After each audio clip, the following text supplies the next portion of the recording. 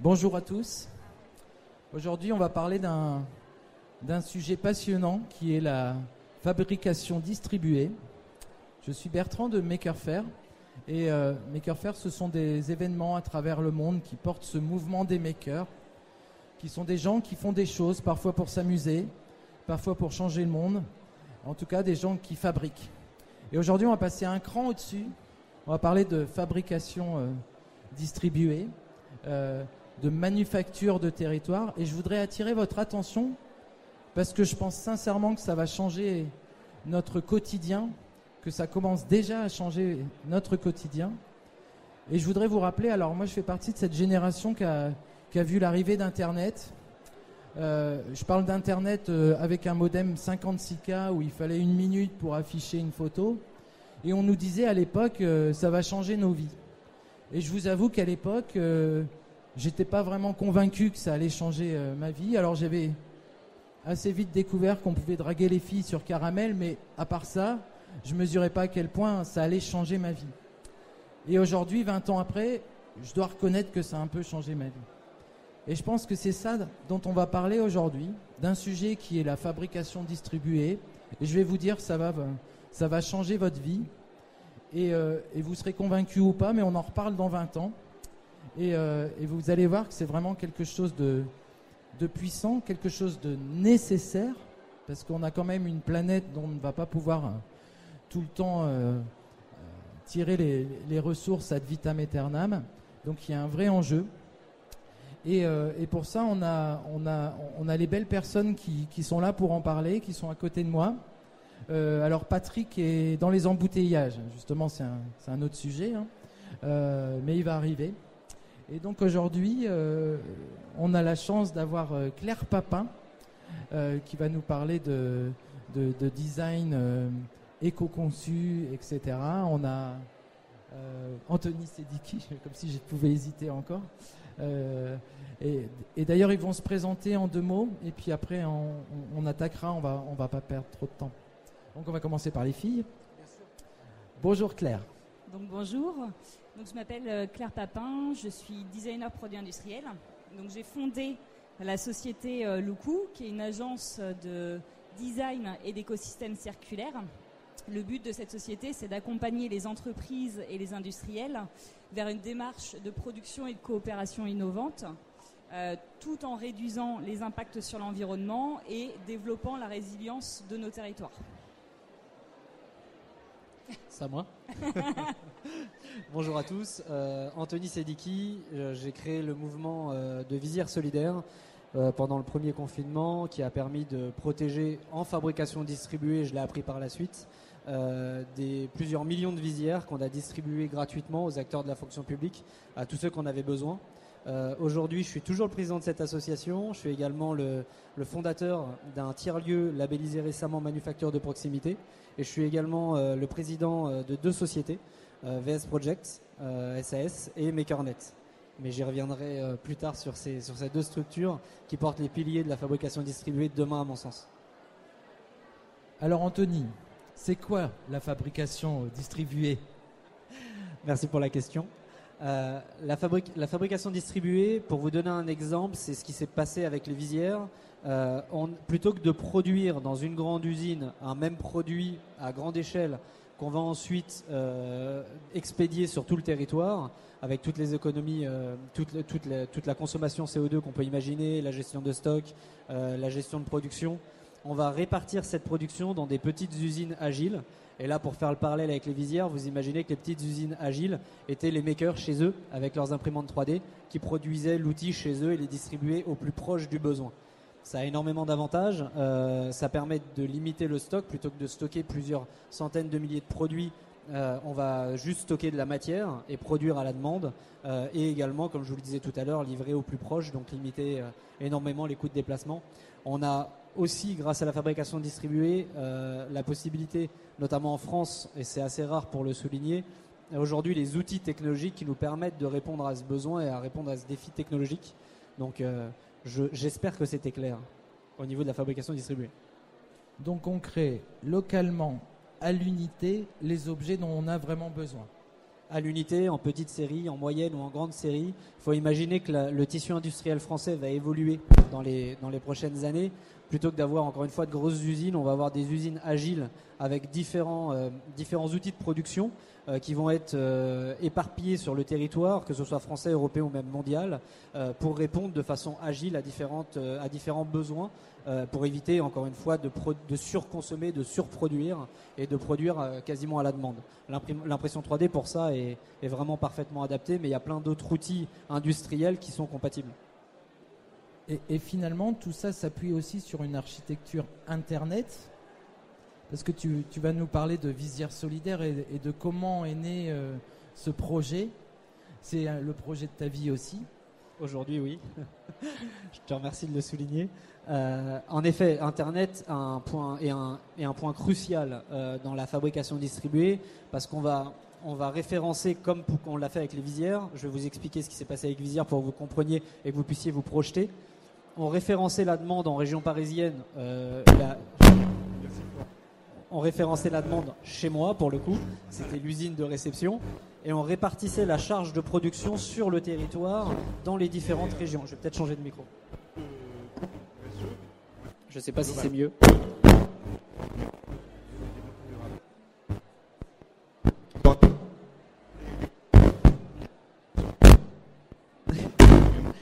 Désolé pour les oreilles. Donc, je vais essayer de reprendre. Donc, on prenait les commandes, les demandes de besoins à l'échelle nationale dans un seul lieu et on répartissait par rapport à la capacité de production sur le territoire la demande de visière. Mais on peut imaginer ça, encore une fois, avec énormément d'autres objets du quotidien ou même d'objets industriels. C'est juste que là, c'est une visière. Donc, vous imaginez bien que dans ce cas-là, la data et Internet est primordial pour permettre de tisser ce réseau à l'échelle nationale ou internationale. Ça nous a permis d'ailleurs de livrer la Bolivie, le Pérou et énormément de pays étrangers sous ce format-là, sans pour autant transiter les visières ou les produits par bateau ou par avion. On envoyait le fichier de production avec tout le datasheet, en fait, tout le procédé de production à la personne qui était en capacité de répondre à cette demande de production, qui produisait et qui livrait derrière sur le dernier kilomètre final. Et tout ça appuyé sur des groupes Facebook. Oui, tout à fait. Facebook ne sert pas qu'à poster des images de petits chats, ça peut être un outil de coordination en fait. Pour le coup, Facebook, Messenger et les groupes Facebook ont permis de déployer cet incroyable réseau de solidarité en l'espace de quelques semaines. Je suis passé de moi tout seul dans ma maison à entre 5 et 10 000 personnes qui produisaient. Pour vous donner un ordre c'est pas une hiérarchie, on était vraiment sur un fonctionnement horizontal, mais il y avait la demande qui venait du national, on répartissait sur des admins de région, donc dans chaque région, qui eux-mêmes répartissaient par rapport à leur maker et à leur outil de production, faut imaginer, qui était disponible dans leur secteur par rapport à la demande. Du coup, ça permettait vraiment de cibler au plus rapide et au plus proche la production. Et c'est ce qui nous a permis de livrer très rapidement quand l'industrie traditionnelle était clairement à ce moment-là en difficulté. Quand elle a réussi à prendre le relais, on a laissé la main, mais ça a été quand même un coup dur. Et ça a permis de comprendre qu'il y avait certaines failles et surtout que d'autres moyens de produire existaient. C'est intéressant parce qu'il y a une vitesse dans tout ça.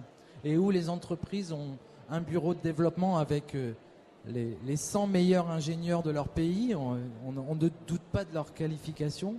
Tout à coup, en fabrication distribuée, c'est 10 000 développeurs qui mettent la main à la pâte et qui vont plus vite finalement. Tu mets le point sur un sujet très important qui est l'open design. Aujourd'hui, dans le fonctionnement standard de notre monde, on a l'habitude de tout bloquer, tout breveter. L'intelligence collective est à mon sens et au sens des gens qui m'entourent beaucoup plus puissante, parce que ça a permis de poster un design et de le faire évoluer très vite pour arriver à un outil qui soit le plus rapidement disponible sur le marché et le plus efficace possible rapidement. Donc c'est toute une culture également qu'il faut changer, la culture de la propriété intellectuelle, pour permettre un développement de l'open hardware qui soit le plus pertinent possible. on a dit que les makers ont tenu la ligne en attendant que les industriels puissent prendre le relais finalement. Pour avoir été en plein milieu, c'était vraiment ça. Ça a été quasiment deux mois et demi facile où les makers ont remplacé le travail industriel. Non pas que les industriels n'avaient pas envie d'y aller, mais simplement que leur outil de production n'était pas adapté à un changement de paradigme aussi rapide. La demande était trop urgente et ils n'étaient pas prêts à basculer. Et c'est ce qui a permis en effet de tenir. Et la DGE d'ailleurs nous a remercié publiquement d'avoir tenu la barre en fait de la protection des soignants et de la fonction publique pendant cette période de flottement où ils étaient totalement impuissants face à cette rapidité de déploiement du virus en fait. Et donc on voit que l'État vous remercie, l'État qui remercie les citoyens d'avoir été plus efficaces que lui. C'est pas simple. Je leur jetterai pas la pierre parce que là, on a une belle administration française, qui a une belle et grande machine, mais plus la machine est grande, plus elle a du mal à se déplacer et elle n'est pas agile du tout. Donc forcément, des makers très agiles chez eux étaient beaucoup plus rapides à réagir que l'administration française. Donc oui, il y a eu énormément de remerciements derrière. Alors, on va parler un peu après des tiers-lieux avec Patrick. On va attendre qu'il descende de sa voiture. Mais peut-être que toi, tu peux nous faire part de ta manufacture. Alors oui, du coup, je vais prendre un petit peu de son temps de parole. J'ai transformé le modèle économique dans lequel on est, qui mélange l'association, les deux sociétés et un centre de formation en manufacture de proximité. C'est un concept qui a été porté par France Tiers-Lieux, représenté par Patrick Lévy-Weiss, qui va très certainement arriver tout à l'heure, et la NCT, pour permettre à l'échelle nationale de déployer des micro-usines de fabrication pour réindustrialiser le pays et changer notre façon de produire dans le pays. C'est des outils un peu hybrides qui vont permettre de tester tout ce qu'on est en train de se dire, même si en vrai on l'a déjà testé en réel, on va dire de le mettre en application avec le soutien de l'État. Donc on voit qu'on a Internet qui est un outil facilitant pour coordonner des actions. On voit, et on en parlera avec Patrick, qu'il y a aussi des lieux. Alors quand on parle de tiers-lieux, il y en a plus de 1000 en France, c'est-à-dire qu'il y a une répartition territoriale assez forte. Donc il y a des vrais lieux physiques où on peut produire et finalement distribuer localement. C'est super, mais fabriquer quoi pour faire quoi comment si c'est pour reproduire les mêmes produits qu'en Chine, bon, il y a peut-être une réflexion à avoir aussi sur la manière dont on conçoit, et je pense que Claire va pouvoir nous éclairer là-dessus. Oui, tout à fait. Le rôle du designer, en effet, c'est de répondre à des problématiques. Aujourd'hui, on a une vraie problématique environnementale qui est, on le voit, tout à l'heure on parlait un peu des États, de l'État et des individus. L'État, on est au courant avec la loi GIEC, l'ADEME qui prend de plus en plus de place aujourd'hui dans la vie actuelle, dans le quotidien. L'utilisateur aussi a une demande en fait très forte de pouvoir produire, mais pour produire en fait il faut concevoir déjà les choses de façon logique et en cohésion en fait et en cohérence avec ces nouvelles technologies. Donc là on le voit en effet avec les imprimantes 3D. Ça demande en fait aux designers de pouvoir s'adapter, de pouvoir concevoir autrement, puisqu'on ne conçoit absolument pas une pièce de la même façon si elle est faite en plasturgie classique ou si elle est faite via des imprimantes 3D. Donc ça, c'est le rôle du designer aujourd'hui, de pouvoir changer ce paradigme, en tout cas aider lui aussi. On parle aujourd'hui de design circulaire. Je vais juste évoquer ce que ça signifie. Jusque-là, on était sur un mode de production linéaire. Donc linéaire, ça signifie en fait on prenait, on produisait, on jetait. Le circulaire, c'est repenser les choses de façon à toujours repartir dans une boucle, c'est-à-dire qu'on évite l'extraction des matières et on essaye de réutiliser, réemployer, recycler, éco-concevoir de façon à utiliser le moins de matière possible, etc. Donc c'est vraiment un changement total de notre façon de concevoir aujourd'hui les produits. Donc par exemple les imprimantes 3D, en quoi ça correspond tout à fait ?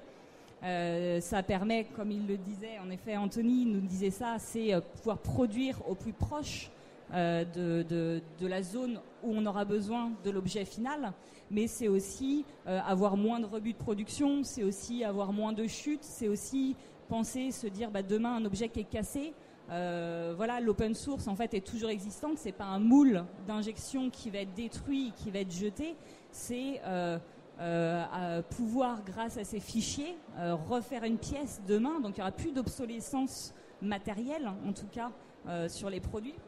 Donc c'est une vraie révolution sur laquelle nous, en tant que designers, on s'accapare de ces nouvelles ingénieries, ces nouvelles technologies qui sont mises en place pour changer notre métier. Là où nous, on est vigilants malgré tout, c'est toutes ces nouvelles façons de fabriquer.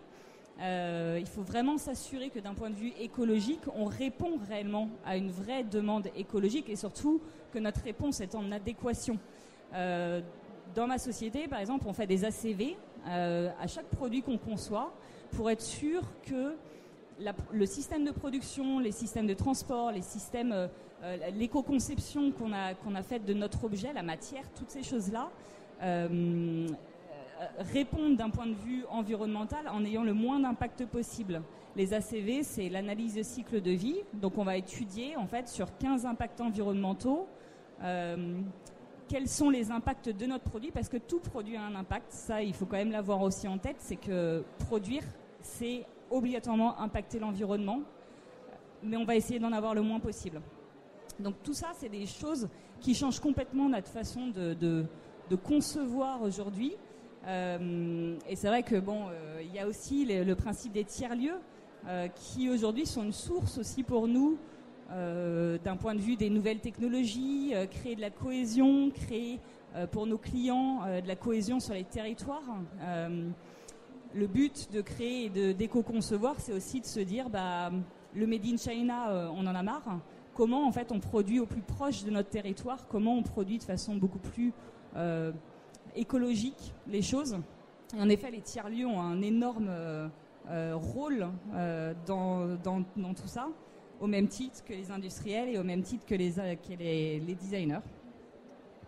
On va reparler des tiers-lieux avec Patrick, mais vous voyez, tout ça, c'est des bonnes nouvelles. Ça veut dire qu'on a finalement Internet, ça sert vraiment à quelque chose, à se coordonner. Et puis, on a des tiers-lieux partout pour fabriquer, distribuer, se former aussi, on en parlera. Et puis, donc c'est cool, c'est quand même des bonnes nouvelles. Et il y a cette planète qu'il faut préserver. Donc on n'a pas le choix en fait. Donc quand je vous dis que la fabrication distribuée, ça va changer vos vies, c'est une vraie bonne nouvelle. Et c'est déjà en marche parce qu'on voit que les infrastructures, elles existent déjà. Patrick pourra nous parler des soutiens de l'État, de l'engagement politique. Il sera là dans 5 minutes. Et il nous manque parce que on a envie d'aborder ce sujet et puis aussi de parler de où on en est dans ce déploiement. On voit qu'il y a déjà des POC, les visières cellulaires. C'est 2 millions de visières en un an ? 1 500 000. 1 500 000. Rien que ça. Fabriqués par des amateurs, distribués par des amateurs. Sur des outils qui n'étaient pas à la base forcément adaptés à cette production, qui ont été déployés. Il y a 2 points qui ont été soulevés qui sont vraiment très importants à avoir en tête. C'est premièrement le design. Sans le design, on n'a pas de produit. Donc si on n'a pas de produit, on ne produit rien. Donc il y a le producteur, donc le designer, la personne qui va fabriquer et le client final. Et c'est vraiment ce lien qu'il faut réussir à raccourcir et c'est ce que va permettre la fabrication distribuée. Aujourd'hui, si vous prenez n'importe quel marketplace, vous avez le revendeur et le client. Mais jamais le designer. Le designer va recevoir, c'est triste à dire, mais très peu de valeur par rapport à sa proposition et ce qu'il a pu designer. La fabrication distribuée va permettre de remettre en avant l'intelligence collective et la force du designer et remettre l'être humain au centre de la production. Bonjour Patrick. Alors Patrick vient de nous rejoindre. Patrick, pour te dire où on en est, on a parlé de fabrication distribuée, du concept de fabrication distribuée. On a évoqué les visières solidaires qui sont un POC finalement qui a démontré que c'était possible. Et puis on a commencé à entendre parler de mots barbares comme tiers-lieu, manufacture, et donc finalement qui démontrent que le maillage physique de lieux répartis sur le territoire existe déjà. Et je pense que c'est un peu violent, mais tu vas pouvoir nous en parler tout de suite. Bon, toutes mes excuses d'abord et ravi d'être parmi vous. Oui, les tiers-lieux, c'est barbare. Manufacture un peu moins, de ce que j'ai cru comprendre au fil du temps. Bon, en fait, Anthony vient de raconter la fabrication distribuée, ce que ça apporte aujourd'hui. Au fond, on est au début d'un processus, on le dit depuis longtemps, de déstructuration, on voit bien, de nos sociétés, ou à la fin, on peut dire comme on veut, et donc de début de construction de quelque chose de nouveau. Au fond, pendant des décennies, nos territoires, de façon générale, ont connu une désindustrialisation, d'une part, un recul des services publics, d'autre part, qui ont conduit les citoyens à vivre, moi je dis souvent, un double deuil, et d'attendre quelque chose qui n'est jamais arrivé, c'est-à-dire l'industrie telle qu'on l'a connue au XXe siècle, avec 1000 salariés et au fond l'espoir de retour en arrière. Et au fond, ce qui se passe depuis maintenant près de 3, 5, 10, 15 ans, mais plus en profondeur depuis 3 à 5 ans, c'est l'émergence de lieux où les citoyens se réunissent, construisent, développent des outils, des services dont ils ont besoin en proximité et qui répondent tout simplement aux besoins locaux. Et ces lieux sont nés d'abord, alors c'est un concept tiers-lieu, un concept je veux dire des années 60, ça vient des États-Unis, d'un sociologue qui avait tiers-lieu, third place, qui était lieu entre le travail et la maison. Et au fond, au fil du temps, avec l'arrivée des nouvelles technologies, l'émergence des Fab Labs, l'émergence finalement de ces petits groupes qui au début étaient alternatifs à nos sociétés, c'est devenu petit à petit un moyen de refaire société ensemble. Refaire société au sens général du terme, mais au sens très concret du terme. Et je vais prendre l'exemple, si tu me permets, la crise du Covid a révélé au fond un mouvement qui était en profondeur, qu'on a accompagné, qu'on a développé ces dernières années. Mais la crise de Covid, elle a apporté deux choses. Elle a d'abord démontré que ce qui était loin ne permettait pas de résoudre des problèmes en période de crise. Alors inutile de dire que la crise qu'on connaît nous renvoie à cette question de façon très puissante sur la question de l'énergie avec la crise de l'Ukraine. Mais la crise du Covid, elle nous a apporté cette question. Et notamment, au début de la crise du Covid, au fond, on n'avait pas de masque, on n'avait pas de glissière, on n'avait pas de pousse-seringue et on n'avait pas de pièces détachées. Je rappelle, le premier mois, tout était désorganisé, on n'avait rien.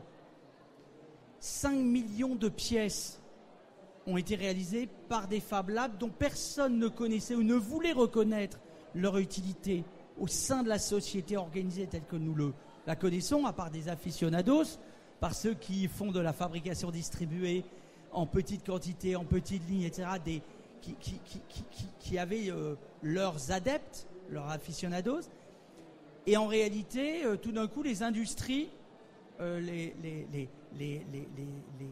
groupes industriels qui existaient ont commencé à demander aux Fab Labs, les CHU ont demandé à ces outils territoriaux, ces tiers-lieux, tout simplement d'apporter des réponses auxquelles ils n'avaient aucune possibilité autre que ces lieux qui étaient en hyper proximité. Et notamment, les EHPAD ont beaucoup utilisé les Fab Labs pour permettre aux personnes âgées d'avoir des masques et des visières. Les pousse-seringues ont été très importantes. Et probablement ce qui est l'émergence d'une fabrication distribuée en profondeur, des pièces détachées dans des CHU qu'il manquait pour faire tourner X ou Y machines. Et tout du coup, on s'est rendu compte qu'il y avait une autre façon de construire, une autre façon de produire, une autre façon d'appréhender la chaîne de production concrète, en hyper proximité et de façon complètement diffuse, et donc évidemment dans un enjeu de maillage et de réponse immédiate. quand vous parlez aux responsables notamment de toute l'industrie de la pièce, la main-d'œuvre ou de la pièce détachée, elles vous répondent qu'elle n'existera plus dans 5 ou 10 ans, parce qu'en fait, ça se fera en bas de chez nous, dans un lieu, tout simplement parce que les pièces détachées pourront se faire par les imprimantes 3D, par les découpes laser ou tout autre outil. On est au début d'une révolution, et c'est probablement une révolution d'abord en profondeur. C'est une révolution qui vient embrasser les mutations actuelles, la mutation des technologies, évidemment. Aujourd'hui, on fait tout depuis n'importe quel territoire, alors qu'il y a 5 ans, on ne faisait rien en dehors des métropoles. Donc c'est un changement radical sur les infrastructures numériques. En 2024, la France entière sera fibrée, enfin par les effets du gouvernement et des collectivités territoriales. Donc c'est des infrastructures modernes qui, de mon point de vue, sont aussi importantes que l'électricité en son temps ou que la naissance de l'écriture. C'est aussi bête que ça, la voiture. Je peux me permettre un instant, ce qui est vraiment important, je voudrais rebondir. En effet, c'est qu'on a une, tu l'as dit très rapidement, mais on a réellement en face de nous une révolution industrielle qui est en train de se mettre en marche, une 4e, et c'est vraiment important de la prendre en compte. Et la fibre, la data et la partie du faire ensemble va être un point crucial de notre résilience de demain au niveau de notre outil industriel. Comme tu l'as très bien dit, ça fait une 20aine d'années que notre industrie s'est fait détricoter gentiment pour l'ultra-mondialisation. Aujourd'hui, on a la force, notamment dans notre pays, principalement en France, parce qu'on a un tissu de tiers-lieux et de Fab Lab très important, et on est très bien fibré, de permettre d'être un point crucial au démarrage de cette fabrication distribuée et de cette réindustrialisation. Une révolution heureuse où chacun devient acteur et a en proximité un tiers-lieu où il va aussi pouvoir se former. Je pense que c'est un peu l'histoire de Claire aussi. On parle du designer. Souvent, le designer, c'est quelqu'un qui nous fait une chaise un peu biscornue. Ça a révolutionné son métier aussi grâce à un tiers-lieu à côté de chez toi. Oui, tout à fait. Comme je disais tout à l'heure, en fait, je sors d'une école où j'étais designer produit industriel, donc les termes sont déjà mis en place. Je rejoins tout à fait ce côté-là. Le système de production, en fait, était totalement délocalisé. Il n'y a plus ce côté humain aussi l'humain est quand même au centre du design. C'est quand même répondre à une problématique de l'homme, trouver les meilleurs usages pour demain. Aujourd'hui, c'est aussi répondre à l'environnement. Et le métier de designer était complètement déboussolé et complètement enlevé de toutes ces accroches en fait de l'humain. Et en effet, en tant que designer produit industriel, j'ai testé dans plusieurs boîtes d'essayer d'y impliquer le design, et j'ai eu la chance de pouvoir faire une formation donc dans un tiers-lieu à Vietmaker qui nous donnait les clés en fait pour voir notre métier complètement différemment, repenser les choses, y inclure aussi ce qu'on appelle la pensée systémique, c'est-à-dire pas juste penser à son objet, mais qu'est-ce que ça implique, tout le monde qui est impliqué autour, pourquoi en fait on fabrique comme ça. Et oui, c'était une vraie révolution dans mon parcours professionnel, c'est d'avoir cette chance en fait, et c'est vrai que c'est une vraie chance aujourd'hui, tous ces tiers-lieux qui existent partout, pouvoir être formés assez rapidement quelque part par des gens qui sont dans le secteur, qui savent de quoi ils parlent, où on va pouvoir avoir des interactions aussi avec des gens qui sont déjà dans le domaine, des professionnels, des parcours complètement variés qui créent en fait toute cette richesse. Et c'est vraiment très agréable de pouvoir se dire qu'aujourd'hui on est un monde en effet qui se construit, c'est très très riche grâce aux tiers-lieux, grâce en effet à des personnes qui vont innover, qui vont penser, grâce à toutes ces personnes-là, c'est extrêmement riche. Le partage.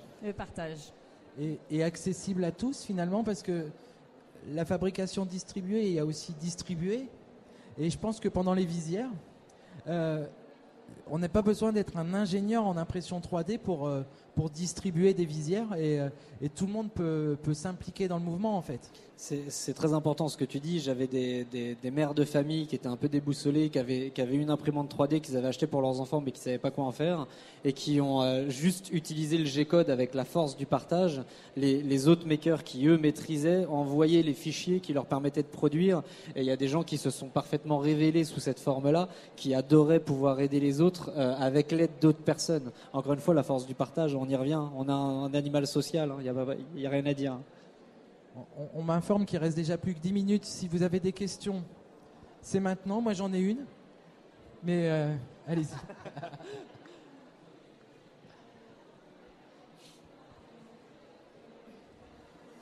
Bonjour, merci pour vos interventions.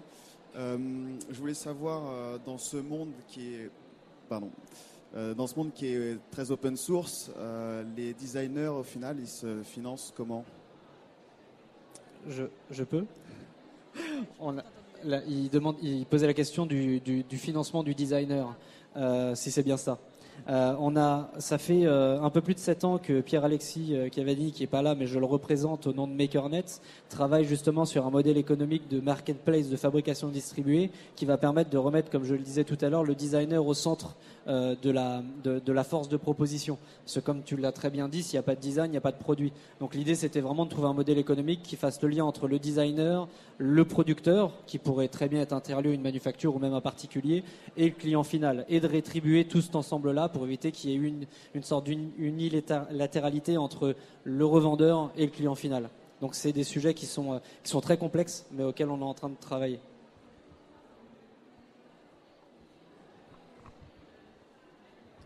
Moi, je voulais profiter de la présence de Patrick pour faire un petit état des lieux de on en est où. On sait qu'il y a des soutiens aussi de l'État, donc et l'État soutient des choses jamais, de manière anodine. Donc on en est où un peu des manufactures de territoire, de la fabrication distribuée et de l'engagement de l'État On a avec Anthony un exemple de manufacture, parce qu'il a été labellisé il n'y a pas longtemps. Première vague en janvier. En fait, la question, c'est que quand on voit un mouvement de société comme celui-là, il y a deux manières de le faire. Soit l'État s'en empare, soit les acteurs font en sorte que l'État s'en empare. Et c'est la deuxième cas qui s'est déroulé. Et au fil du temps, plusieurs programmes sont nés pour précisément soutenir la création de ces outils-là. Parce qu'en fait, il y a un droit d'entrée d'une certaine manière assez important. Et puis par ailleurs, on s'est rendu compte de façon spectaculaire pendant le Covid, je le disais tout à l'heure, combien il y avait un besoin pour les artisans et les indépendants d'avoir des outils mutualisés pour leur permettre de redévelopper de l'activité.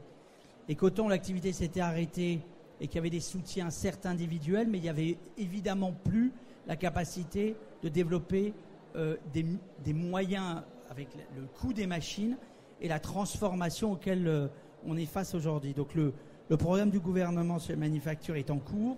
Il y aura une centaine de manufactures. De mon point de vue, il y en aura beaucoup plus à la fin.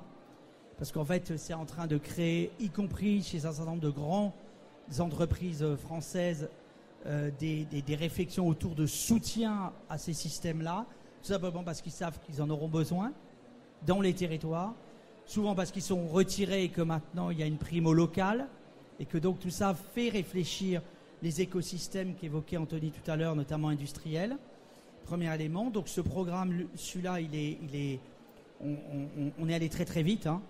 Et c'est un programme très innovant parce que ce sont les acteurs qui se sont réunis pour définir le cahier des charges, pour faire accepter au sein de France Tiers-Lieux, pour faire accepter le programme au gouvernement qui n'a pas changé une virgule, ce qui est rarissime, à l'appel à manifestation d'intérêt, et qui fait l'objet d'un incubateur pendant plusieurs mois pour permettre à ceux qui vont créer de bénéficier de l'ensemble de l'écosystème de ceux qui ont déjà réussi.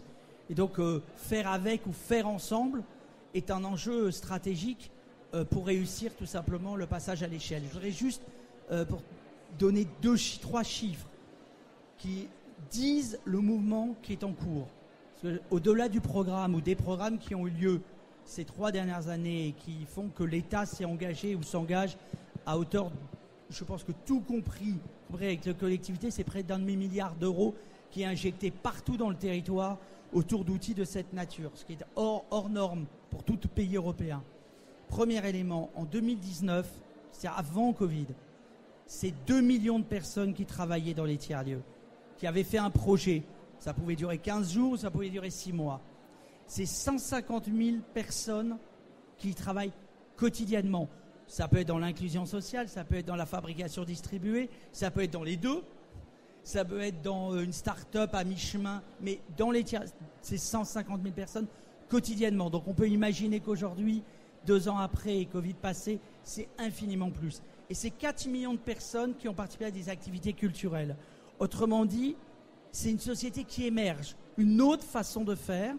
Après la société de l'individualisme, la société où les gens, où les hommes et les femmes, ça a été dit il y a un instant, ont besoin de refaire avec, de reconstruire des liens, parce que c'est évidemment par des liens que se recrée de l'innovation, de la création, et qu'on répond tout simplement aux besoins d'être humain. Seul on fait rien, ensemble on va loin. Et donc de ce point de vue-là, le phénomène auquel on assiste, c'est un phénomène qui est soutenu par l'État et par les collectivités, mais ne nous racontons pas d'histoire. L'État vient après, le besoin exprimé par les citoyens. Et je voudrais juste éclairer au moment où on est dans une période préélectorale, rappeler une chose. Il n'y a jamais eu autant de gens qui s'engageaient à faire avec ou à faire ensemble au moment où on a le plus de mal à faire voter les gens. Ça devrait nous interroger sur l'attente des personnes. Au fond, je mets ma main au feu. Tous ceux qui font aujourd'hui dans les associations qui s'engagent sont des gens engagés aussi. Et donc, c'est y compris électoralement. Et donc, on a un enjeu de redonner du sens au travers du faire ensemble et pas simplement de la consommation du vote. Et c'est autour de cette question-là que se jouera l'enjeu que nous avons collectivement de refaire société ensemble. Je pense que c'est un très beau mot d'espoir. Moi, j'ai envie de vivre dans ce monde qui est en train d'émerger, de fabriquer ensemble, en faisant du bien à la planète. Et puis, je pense qu'il y a aussi une particularité locale qui est hyper intéressante. C'est pas l'idée de reproduire un schéma, mais un tiers-lieu à Maubeuge, il sera peut-être pas pareil qu'en centre-ville de Lille. Et donc, il y a un vrai enjeu local et que je trouve passionnant et qui me donne beaucoup d'espoir. Et je trouve que vous avez beaucoup de talent pour cette planète. Merci. Peut-être une dernière question. Ah.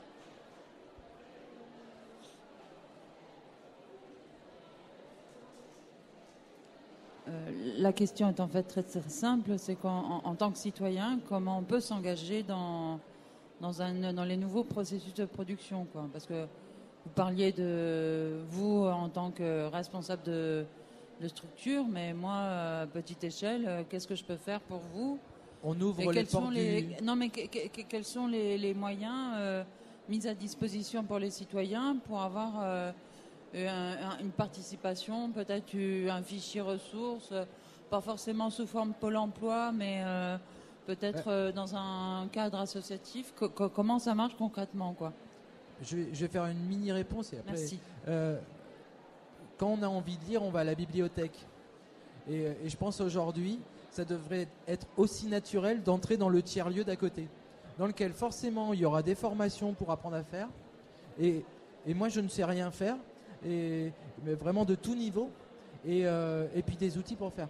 Et puis des structures. C'est comme la bibliothèque, mais peut-être Patrick aura une réponse. Non, il faut pousser la porte des tiers-lieux. Vous serez toujours bien accueillis. C'est une culture d'accueil très forte, donc je partage absolument. Et dans ces structures, la première sera peut-être pas celle qui vous permettra d'avancer, mais autour de vous, et notamment, vous êtes en Île-de-France. En Île-de-France, vous en avez beaucoup. Proche de chez vous, vous en avez beaucoup. Et c'est en frappant à la porte de ceux qui sont proches de chez vous, à un moment donné, il y en aura une de structure, une personne que vous rencontrerez, une formation qui vous sera utile, une expérience sur une machine 3D qui vous sera offerte et qui vous donnera le sens et qui vous permettra d'aller vers là où vous voulez aller. Mais il faut faire ce pas. Il faut oser y aller, mais sur des communautés qui ont l'habitude et qui développent énormément de moyens au service de ceux qui ont envie de s'engager. Si je peux me permettre également de vous répondre, comme l'a dit Patrick, chaque lieu va être différent et la seule chose qu'on a de commune, c'est que la porte est toujours ouverte et que vous allez à un moment rentrer dans un réseau que vous allez vous faire et vous allez créer votre propre réseau par l'accompagnement, par l'entraide, et c'est ça qui va vous faire évoluer dans ce milieu et pourquoi pas vous faire monter un tiers-lieu demain. J'étais un simple particulier il y a encore 1 an et demi.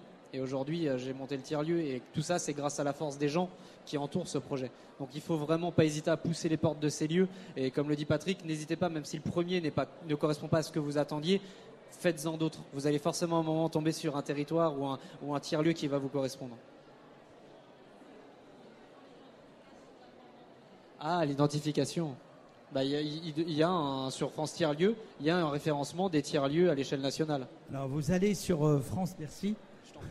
Sur le site de France Tiers-Lieux, vous avez une carto des 2500 tiers-lieux actuels en cours et qui est mise à jour régulièrement et qui vous permet d'aller regarder proche de chez vous le type de structure qui existe et vous verrez. Après, vous trouverez sur, je pense, le net de la même manière, il y a des réseaux régionaux aujourd'hui qu'on a montés avec des responsables et des réseaux qui sont les réseaux de tiers-lieux et qui accompagnent précisément les personnes qui les orientent. Voilà. France Tiers-Lieux. Merci beaucoup. On reste là 2 minutes si vous voulez continuer, mais on doit libérer la place. Merci beaucoup.